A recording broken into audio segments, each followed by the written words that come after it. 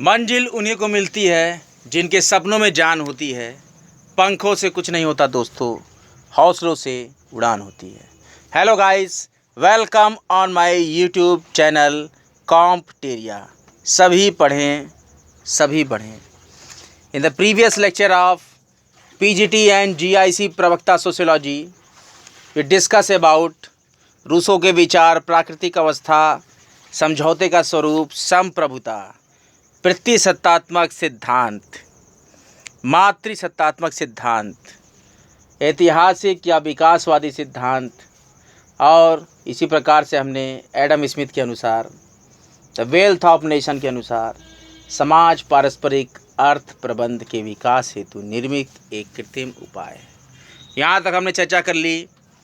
अब हम महत्वपूर्ण समाजशास्त्रियों के महत्वपूर्ण वक्तव्य जो कि इस चैप्टर से संबंधित है, इस पर चर्चा कर लेते हैं। उसके बाद हम नए चैप्टर पर चर्चा करेंगे। व्यक्तियों का समूह, व्यक्तियों की विभिन्न आवश्यकताएं, फिर आवश्यकताओं की पूर्ति हेतु विभिन्न सामाजिक और सांस्कृतिक दबाव, फिर नियमबद्ध व्यवस्था, इन सभी को मिलकर समाहित करती है सोसाइटी। ये है फॉर्मेशन ऑफ सोसाइटी। व्यक्तियों का समूह, व्यक्तियों की विभिन्न आवश्यकताएं, आवश्यकताओं की पूर्ति के लिए विभिन्न सामाजिक सांस्कृतिक दबाव और नियमबद्ध व्यवस्था। र्यूटर ने समाज की अमूर्तता पर बल दिया था। ये बहुत ही महत्वपूर्ण प्रश्न बनेगा। र्यूटर ने समाज की अमूर्तता पर जोर दिया है। सामाजिक संबंधों का प्रमुख आधार म्यूचुअल अवेयरनेस है। सामाजिक संबंधों का प्रमुख आधार म्यूचुअल अवेयरनेस है। समाज का संरचनात्मक दृष्टिकोण गिन्सबर्ग, गिडिन्स और क्यूबर ने अपनाया है और समाज को संघर्ष के बाद होने वाले सहयोग की व्यवस्था, ये मैकाइवर ने कहा है। समाज ऐसे व्यक्तियों का संग्रह है जो कुछ संबंधों या व्यवहार की विधियों द्वारा संगठित है और उन व्यक्तियों से भिन्न है जो इस प्रकार के संबंधों द्वारा बंधे हुए नहीं हैं या जिनके व्यवहार उनसे भिन्न है। ये मोरिस गिन्सबर्ग ने कहा है। अगले महत्वपूर्ण बिंदु पर चर्चा करें। समाज स्वयं एक संगठन है, औपचारिक संबंधों का योग है जिसमें सहयोग देने वाले व्यक्ति एक दूसरे के साथ जुड़े हुए होते हैं। ये H.F. गिडिन्स कहते हैं। अब अगले बिंदु पे चर्चा करते हैं। समाज तुलनात्मक रूप से सबसे बड़ा और स्थायी है। ये सामान्य हितों, सामान्य भूभाग, सामान्य रहन सहन, पारस्परिक सहयोग या अपनत्व की भावना से युक्त है। इसी के आधार पर वह अपने आप को बाहर के समूहों से पृथक रखता है। ये J.L. गिलिन ने कहा है। वहीं टालकाट पार्सन्स कहते हैं समाज को उन मानवीय संबंधों की पूर्ण जटिलता के रूप से परिभाषित किया जा सकता है जो साधन और साध्य के संबंध द्वारा क्रिया करने से उत्पन्न हुए हो, चाहे वे यथार्थ हो या प्रतीकात्मक रूप में। समाज एक अमूर्त धारणा है जो समूह के सदस्यों के बीच पाए जाने वाले पारस्परिक संबंधों की संपूर्णता का बोध कराती है। ये A.B. र्यूटर ने कहा है। मैकाइवर ने रीतियों को समाज स्वीकृत व्यवहार प्रतिमान माना है और मैकाइवर ने ही संस्थाओं के लिए कार्यप्रणाली शब्द का प्रयोग किया है। संस्थाओं के लिए कार्यप्रणाली शब्द का प्रयोग मैकाइवर ने किया है। हेराल्ड लास्की कहते हैं कि स्वतंत्रता का तात्पर्य उस वातावरण को बनाए रखने से है जिससे मनुष्यों को अपने पूर्ण विकास के लिए अवसर प्राप्त होते हैं। ऋग्वेद के पुरुष सूक्त के अनुसार चारों वर्णों की उत्पत्ति ब्रह्मा के मुख से, भुजाओं से, जंघाओं से और पैरों से हुई है। प्लेटो की प्रसिद्ध पुस्तक द रिपब्लिक, इन्होंने भी समाज और राज्य की शरीर रचना की विशेषताओं के समान ही माना है। और अरस्तु ने भी आत्मा और शरीर की तुलना समाज के निम्न और उच्च वर्गों से की है। सर हेनरी मैन ने कहा है कि पितृसत्तात्मक सिद्धांत समाज की उत्पत्ति अलग अलग परिवारों में मानता है और ज्येष्ठतम पुरुष व्यक्ति की सत्ता और उसके आरक्षण के अधीन परस्पर इकट्ठे होते थे। पितृसत्तात्मक और मातृसत्तात्मक सिद्धांत दोनों समाज को परिवार का बृहद रूप बतलाते हैं। हॉब्स ने कहा है, आदिम युग में मनुष्य की प्रकृति अवस्था बड़ी दुर्दशापूर्ण थी। लॉक ने कहा है, प्राकृतिक अवस्था शांत थी, लेकिन कानून, शासक, सरकार के अभाव में झगड़े और कलह बढ़ते जाते हैं और इन्हीं दोषों को दूर करने के लिए समझौते द्वारा समाज की स्थापना की गई है। रूसो ने भी कहा है कि प्राकृतिक अवस्था में मनुष्यों का जीवन आदर्श सुख था, लेकिन तब भी जनसंख्या में वृद्धि और वैयक्तिक संपत्ति प्रणाली सुविधाजनक नहीं थी। उद्विकासवादी सिद्धांत की मान्यता है कि समाज की उत्पत्ति मानव प्रवृत्तियों और मानव की शारीरिक सांस्कृतिक आवश्यकताओं का परिणाम है। मैकाइवर ने ही कहा है कि नातेदारी से ही समाज का निर्माण होता है। हर्बर्ट स्पेंसर ने सामाजिक विकास के मार्ग में पुरातन, आदिम, सैनिक और औद्योगिक ऐसी अवस्थाओं को बतलाया है। ऑगस्ट कॉम्टे ने कहा है कि समाज धार्मिक, तात्विक और सकारात्मक चरणों से गुजर चुका है और सामान्य रूप से समाज के विकास क्रम को 4 भागों में आखेट युग, चारागाह युग, कृषि युग और औद्योगिक युग में बांटा गया है। प्रत्येक समाज में समानता शारीरिक, मानसिक या किसी अन्य रूप में अवश्य पाई जाती है और गिडिंस ने इसे समानता की चेतना कहते हैं। मैकावर कहते हैं, यदि हम एक विश्व के सिद्धांत पर विजय प्राप्त करना चाहते हैं, ऐसा तभी संभव है जब हम समस्त मानव प्रकृति की आधारभूत समानता को मान्यता प्रदान करें। समाज निर्माण में समानताएं प्राइमरी और असमानताएं सेकेंडरी मानी गई हैं।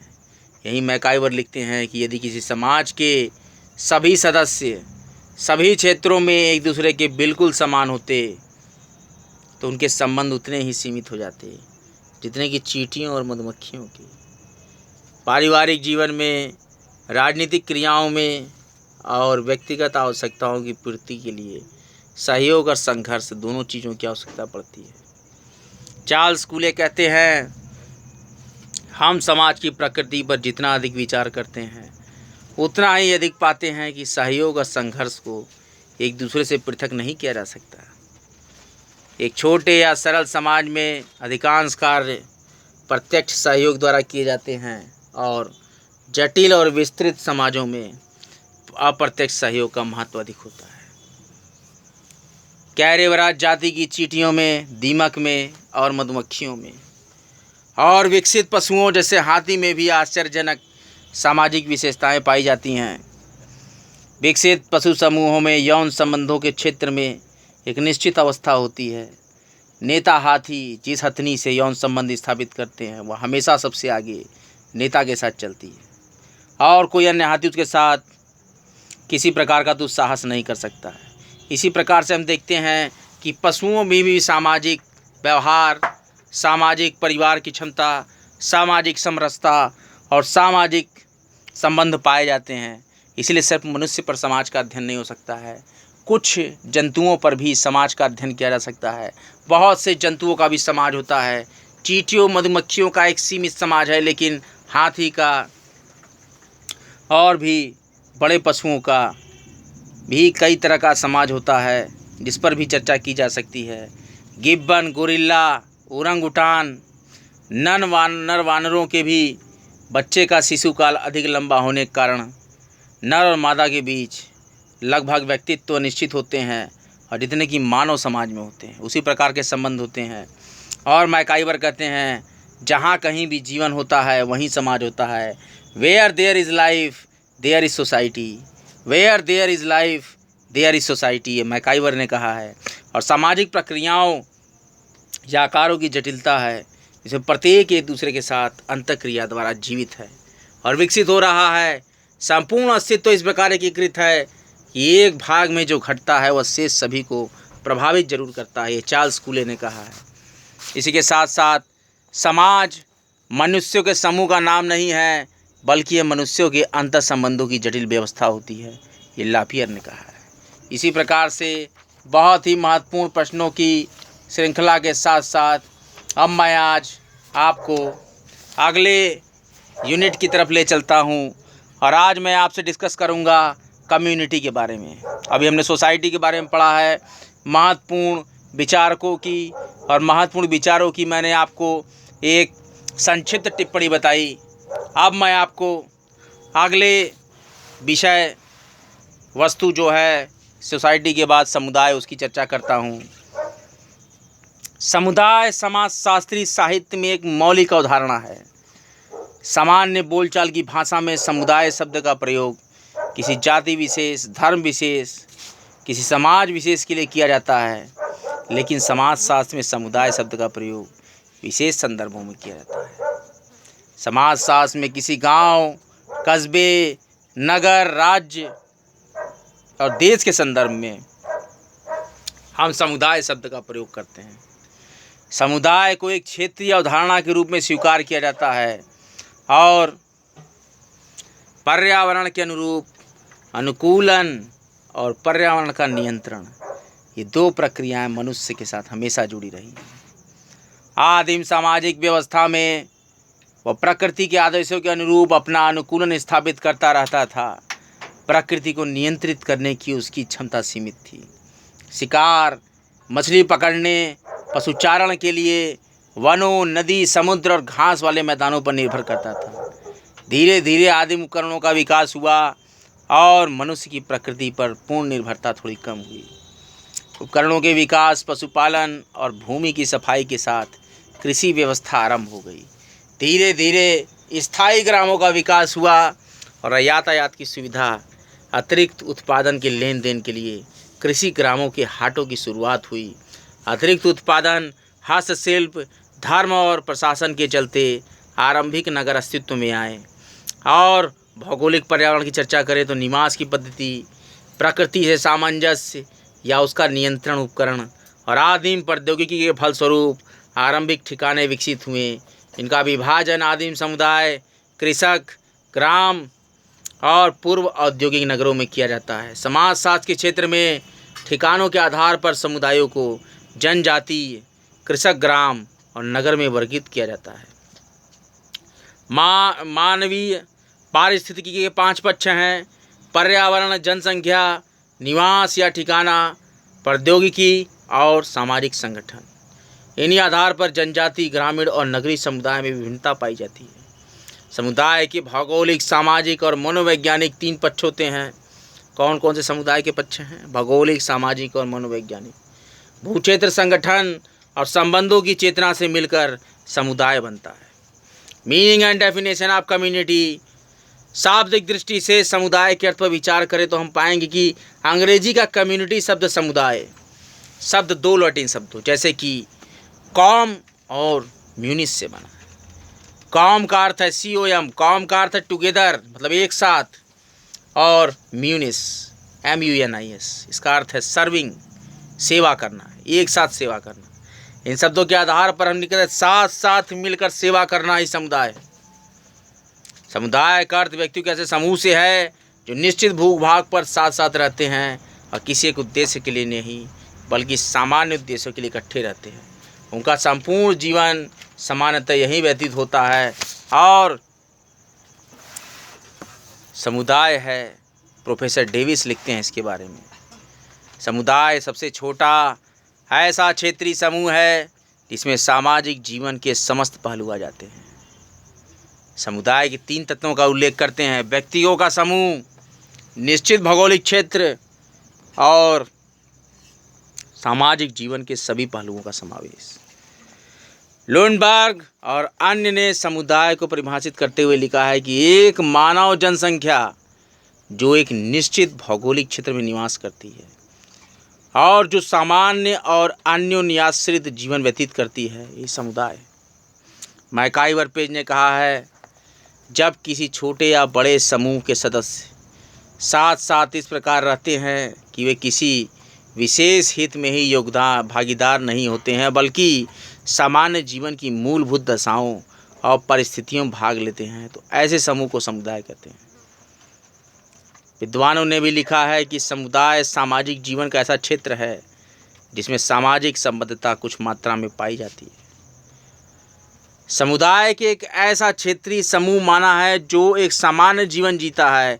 और अदर डेफिनेशंस ऑफ कम्युनिटी की और भी ज़्यादा डेफिनेशंस के बारे में बात करें तो ग्रीन महोदय कहते हैं कि समुदाय व्यक्तियों का संग्रह है जो समीपस्थ छोटे क्षेत्रों में निवास करते हैं और सामान्य जीवन व्यतीत करते हैं।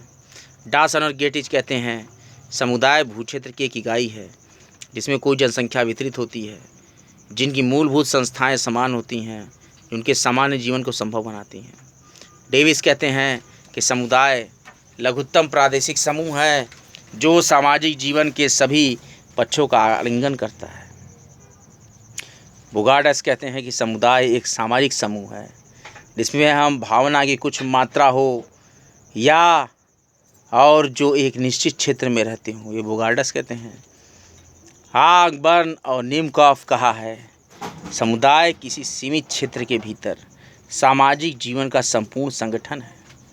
वहीं गिन्सबर्ग कहते हैं, समुदाय सामाजिक प्राणियों का एक समूह है जो सामान्य जीवन व्यतीत करते हैं, जिसमें अनंत प्रकार के और जटिल संबंध सम्मिलित हैं जो उस सामान्य जीवन के कारण उत्पन्न होते हैं और जो इसका निर्माण करते हैं। और इसी तरह से लुंडबर्ग कहते हैं कि समुदाय मनुष्यों की वह जनसंख्या है जो सीमित भौगोलिक क्षेत्र में रहती हो और एक सामान्य परस्पर आश्रित जीवन व्यतीत करती हो। वहीं पर मानहीम ने कहा है कि समुदाय व्यक्तियों का क्षेत्र है जो इस प्रकार इकट्ठे रहते हों और समानता की भावना रखते हों। वे किसी विशिष्ट स्वार्थ के संभागी नहीं होते, बल्कि स्वार्थों की पूर्णतया के संभागी होते हैं। सदरलैंड कहते हैं कि समुदाय एक स्थानीय क्षेत्र है जिस पर रहने वाले लोग समान भाषा का प्रयोग करते हैं और समान रूढ़ियों का पालन करते हैं, न्यूनाधिक समान भावनाएं रखते हैं और समान प्रवृत्ति के अनुसार कार्य भी करते हैं। इसी प्रकार से F.L. लमले ने कहा है कि समुदाय व्यक्तियों का एक स्थानीय संग्रह है जिनके हित भिन्न और सामान्य दोनों हैं तथा जो संग्रह से सेवित हों। इस प्रकार से समुदाय की हम बात करते हैं। समुदाय के संदर्भ में ये तथ्य स्मरणीय है कि सामान्य विशेषताओं के मध्य इसमें भौगोलिक और प्रादेशिक तत्वों का अधिक महत्व है। समुदाय में किसी व्यक्ति का संपूर्ण जीवन निर्वाह संभव है और वह स्वयं के एक संपूर्ण समूह भी कहा जाता है। समुदाय की विशेषताओं की बात करें तो समुदाय मनुष्यों का समूह है, निश्चित भौगोलिक भूभाग है, समानता है, स्थायित्व है, नैसर्गिकता है, विशिष्ट नाम है और सामुदायिक भावना है। The essential elements of community, किसी भी समूह के समुदाय कहलाने या समुदाय के निर्माण के लिए 3 तत्वों का होना बहुत ज़रूरी है और इस प्रकार हैं। प्रथम, व्यक्तियों का समूह, द्वितीय निश्चित भौगोलिक क्षेत्र और तृतीय सामुदायिक भावना। ग्रुप ऑफ इंडिविजुअल्स, किसी भी समुदाय के लिए व्यक्तियों का समूह प्रथम आवश्यकता है। व्यक्तियों के बिना न तो सामान्य सामाजिक जीवन की कल्पना की जा सकती है और न ही सामुदायिक भावना की। इसलिए व्यक्तियों का समूह समुदाय के निर्माण के लिए प्रथम प्रमुख तत्व है। Now the definite geographical area, प्रत्येक समुदाय के लिए एक निश्चित भौगोलिक क्षेत्र का होना भी आवश्यक है। जब तक कोई समूह निश्चित भौगोलिक क्षेत्र में निवास नहीं करता है तब तक उसे समुदाय नहीं कहा जा सकता। किसी भी गांव, नगर या राष्ट्र को इसीलिए समुदाय कहा जाता है कि इनमें से प्रत्येक का अपना अपना निश्चित भौगोलिक क्षेत्र होता है। एक क्षेत्र विशेष में लंबे समय तक साथ साथ रहने और जीवन की सामान्य गतिविधियों में भाग लेने से लोगों में अपनत्व की भावना पनपती है। वे इस समूह विशेष को अपना समूह समझते हैं और निश्चित भौगोलिक क्षेत्र में एक दूसरे के निकट रहने के कारण ही लोगों में अंतर्क्रिया की मात्रा बढ़ती है, जो सामाजिक संबंधों के निर्माण की दृष्टि से आवश्यक है। Now the community sentiments. सामुदायिक भावना हम की भावना के नाम से भी जानते हैं। समुदाय के निर्माण के लिए व्यक्तियों के समूह निश्चित भौगोलिक क्षेत्र के अलावा सामुदायिक भावना का होना भी अत्यंत आवश्यक है। सामुदायिक भावना का तात्पर्य है हम सब एक हैं, यह समुदाय हमारा है, यह अन्य समुदायों से भिन्न है, इसके सुख दुख में हम सभी समान रूप से भागीदार हैं, हम सब दृढ़ता के सूत्र में बंधे हुए हैं, आदि से हैं। सामान्यतः प्रत्येक समुदाय अन्य समुदायों के संदर्भ में एक संगठित इकाई के रूप में कार्य करता है। जब तक किसी निश्चित भौगोलिक क्षेत्र में निवास करने वाले लोगों में ये सामुदायिक भावना नहीं पनपती, तब तक उसे समुदाय नहीं कहा जा सकता। जब कुछ लोग लंबे समय से इकट्ठे साथ साथ रहते हैं, साथ साथ कार्य करते हैं, एक दूसरे के सुख दुख में भाग लेते हैं, सामूहिक हितों के प्रति जागरूक होते हैं और आवश्यकता पड़ने पर बड़े से बड़ा त्याग करने को तैयार रहते हैं, उनमें हम की भावना या सामुदायिक भावना का पनपना स्वाभाविक ही है। इस प्रकार से हमने बहुत ही important essential elements of community, that is first is group of individuals, second one is definite geographical area and the third one is community sentiments. आज का लेक्चर यहीं तक।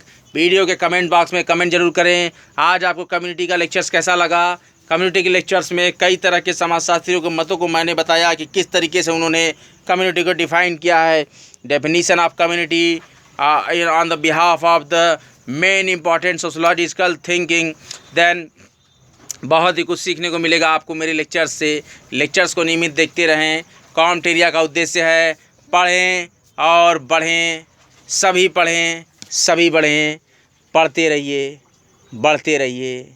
कॉमटेरिया को लाइक कीजिए, सब्सक्राइब कीजिए और बेल आइकन को ज़रूर प्रेस कर दीजिए।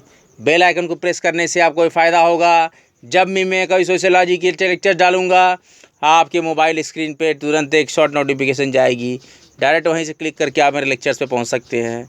तो पढ़ते रहिए बढ़ते रहिए। कॉमटेरिया को ज़्यादा से ज़्यादा शेयर कीजिए, जिनको ज़रूरत हो, जो भी छात्र सोशियोलॉजी या किसी तरह की भी अध्ययन की पद्धति से जुड़ना चाहते हैं, अच्छे लेक्चर सुनना चाहते हैं, free of cost online classes को देखना चाहते हैं, तो उनके लिए बहुत अच्छा अवसर है। कॉमटेरिया बिल्कुल निःशुल्क है। कॉमटेरिया आगे भी निःशुल्क रहेगा।